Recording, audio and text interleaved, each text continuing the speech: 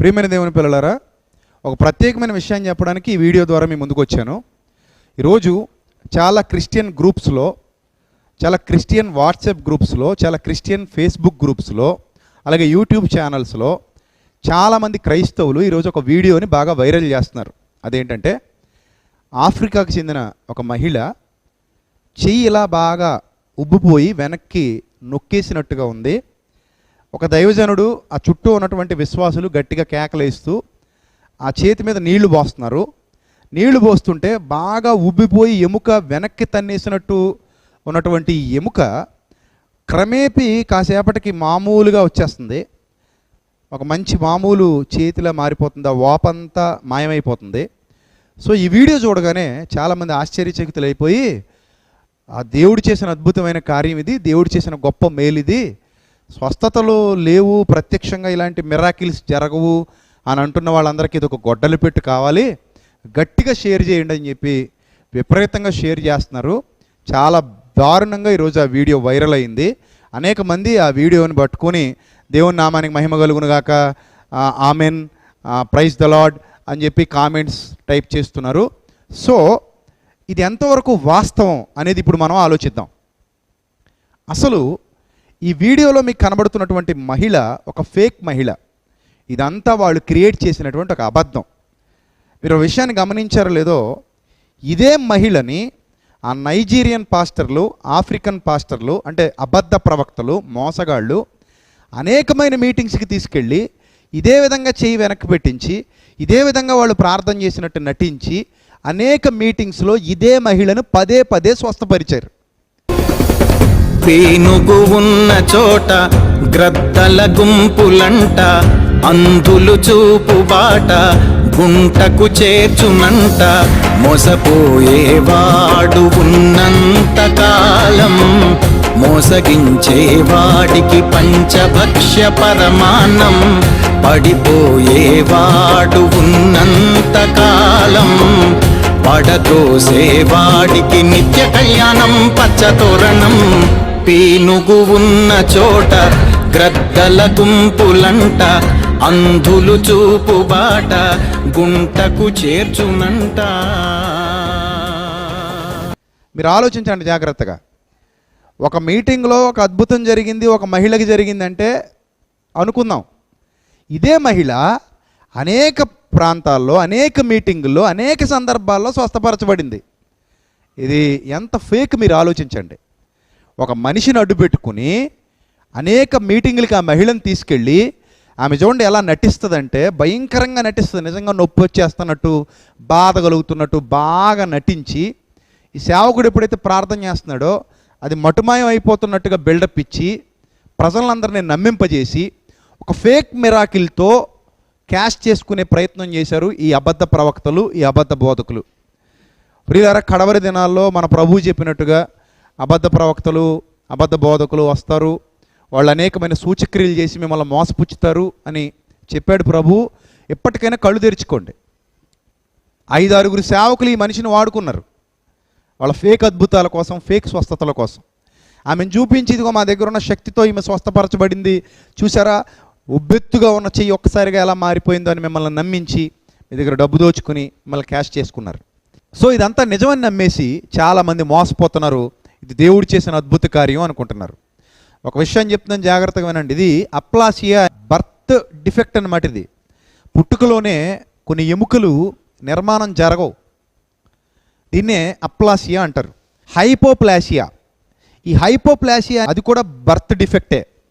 ఇది వస్తే ఏమవుతుందంటే కొన్ని ఎముకలు చిన్నగా ఏర్పడటంగా ఉంటాయన్నమాట, కొన్ని ఎముకలు బలంగా వస్తాయి. ఇప్పుడు మన చేతిలో 2 రకాలైన ఎముకలు ఉంటాయి.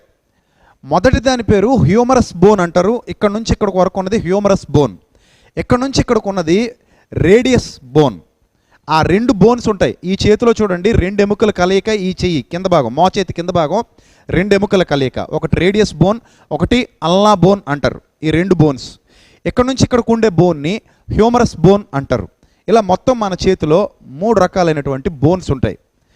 ఈ బర్త్ డిఫెక్ట్ హైపోప్లాసియా వచ్చినప్పుడు ఈ బోన్ కానీ లేకపోతే ఈ బోన్లో ఏదైనా ఒక బోన్ కానీ ఏర్పడటంగా అతి చిన్నగా ఉంటుందన్నమాట. అలా ఉన్నప్పుడు ఈ చేతిని వాళ్ళు వెనక్కి ఇలా మడచగలరు, ఇలా వెనక కూడా దాన్ని మడచగలరు. అప్పుడు అది వంకరలు తిరిగిపోయినట్టుగా ఉబ్బెత్తుగా వచ్చేస్తుంది చర్మం.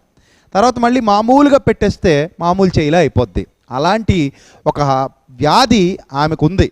ఒకవేళ పై ఎముక ఏర్పడలేదనుకోండి, దీన్ని హ్యూమరస్ హైపోప్లాసియా అంటారు. ఒకవేళ ఈ కింద 2 ఎముకలు ఉంటాయని చెప్పాను కదా, ఈ కింద ఎముకల్లో ఒక ఎముక ఏర్పడలేదనుకోండి రేడియస్ హైపోప్లాసియా అంటారు. ఈ పక్క ఎముక ఏర్పడకపోతే అల్నా హైపోప్లాసియా అంటారు. అది ఆమె బర్త్ డిఫెక్ట్, పుట్టుకలోనే వచ్చినటువంటి పరిస్థితి. అది పుట్టుకలోనే అలా ఏర్పడింది ఆమె కణజాలం. ఒకవేళ పై ఎముక తయారు కాకపోతే, ఈ పై ఎముక పేరు హ్యూమరస్ హైపోప్లాసియా అని, కింద ఎముక తయారు కాకపోతే ఈ కింద ఎముక పేరుతో రేడియస్ హైపోప్లాసియా అని, లేకపోతే ఈ పక్క ఎముక తయారు కాకపోతే హల్నా హైపోప్లాసియా అని ఆ వ్యాధిని పిలుస్తారు. అది బర్త్ డిఫెక్ట్, అది పుట్టుకలోనే వచ్చేటువంటి వ్యాధి. అది అంటే కణజాలం సరిగా నిర్మితం కాకపోవడం, ఎముకలు సరిగా ఏర్పడకపోవడంతో ఆ ఎముకను ఇలా ఉంచితే మీరు చూడొచ్చు స్క్రీన్లో, ఆ ఎముకలు ఎలా ఏర్పడలేదో, ఆ కాలు మీరు ఎలా ఏర్పడలేదో మీరు చూడొచ్చు. మీకు స్క్రీన్ మీద ఒక ఫోటో చూపిస్తున్నాను, జాగ్రత్తగా చూడండి. కాలు కూడా ఎలా కావాలంటే వాళ్ళు మలుచుకోవచ్చు అనమాట, మడత పెట్టేయచ్చు అనమాట. సో ఇలాంటి వ్యాధిగ్రస్తులకు డబ్బులు ఇచ్చి వాళ్ళతో నటింపజేసి ఇది దేవుని శక్తి అన్నట్టుగా భ్రమింపజేసి ప్రజలను మాయ చేస్తున్నారు, మోసగిస్తున్నారు. ప్రియులారా, ఒక అబద్ధంతో దేవుణ్ణి మహిమపరచడం అనేది తప్పు. ప్రియులారా, ఒక అబద్ధంతో దేవుడు ఎప్పుడు మహిమపరచబడడు, మహిమపరచబడకూడదు కూడా. రోమీలకు రాసిన పత్రిక 3వ అధ్యాయము 3వ వచనం నేను చదువుతున్నాను. జాగ్రత్తగా మీ బైబిల్ తెరిచి వ్రాయబడిన సంగతిని జాగ్రత్తగా పరిశీలన చేయండి. దేవుని మనసు ఏంటో మీకు తెలియాలి. మీరు అనుకోవచ్చు, అబద్ధం ఆడితే ఏముందండి, దేవుని సంతోషపరుస్తున్నాం కదా, అబద్ధం ద్వారా అయినా దేవుని మహిమపరుస్తున్నాం కదా అని మీరు అనుకోవచ్చు. కానీ రోమా పత్రిక 3వ అధ్యాయం 3వ వచనంలో ఏమంటాడంటే, కొందరు అవిశ్వాసులైననేమి వారు అవిశ్వాసులైనందున దేవుడు నమ్మదగిన వాడు కాకపోవునా అట్లనరాదు.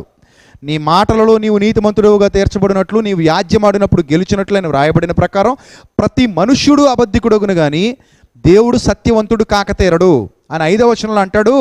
మన దుర్నీతి దేవుని నీతికి ప్రసిద్ధి కలుగు చేసిన ఎడల ఏమందుము అంటున్నాడు.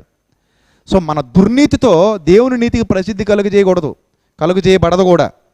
అందుకే ఏమందు అని క్వశ్చన్ మార్క్ ఇచ్చాడు. అలాగే ఉగ్రతను చూపించి దేవుడు అన్యాయస్తుడగునా, నేను మనుష్య రీతిగా మాట్లాడుచున్నాను అట్లనరాదు. అట్లయిన ఎడల దేవుడు లోకమునికి ఎట్లు తీర్పు తీరుస్తాడు? దేవుడు నీతిమంతుడు, లోకానికి తీర్పు తీర్చబోతున్నాడు. ఒక అబద్ధంతో ఆయనకు ప్రసిద్ధి వస్తే ఆయన లోకానికి ఎలా తీర్పు తీరుస్తాడు? కాబట్టి అబద్ధంతో మహిమపరచబడే దేవుడు మన దేవుడు కాడు.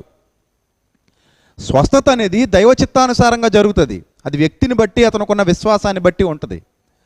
దేవుడు ఎవరినైనా స్వస్థపరచగలడు, ఆయనకు అసాధ్యమైంది ఏదీ లేదు. నేడైనా నాడైనా ఎప్పుడైనా సరే దేవుడు ఎవరినైనా స్వస్థపరచగలడు. ఆ శక్తి ఆయనకుంది.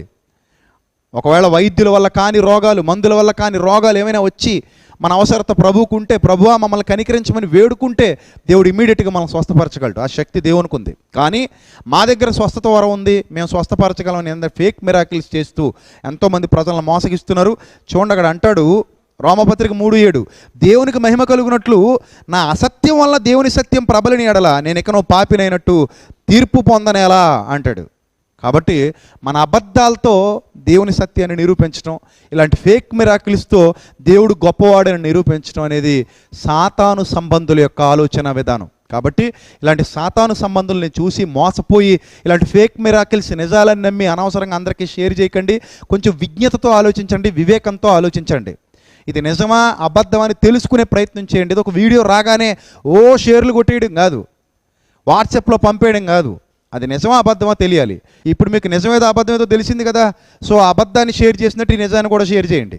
ఆ అబద్ధాన్ని ఎంతమందికి అయితే మీరు పంపించారో ఈ నిజాన్ని కూడా మీ వాట్సాప్లో, మీ ఫేస్బుక్లో, మీ యూట్యూబ్ ఛానల్లో పంపించండి. పంపించి అనేకుల్ని మేల్కొల్పండి. దేవుని యందు విశ్వాసం ఉంచండి.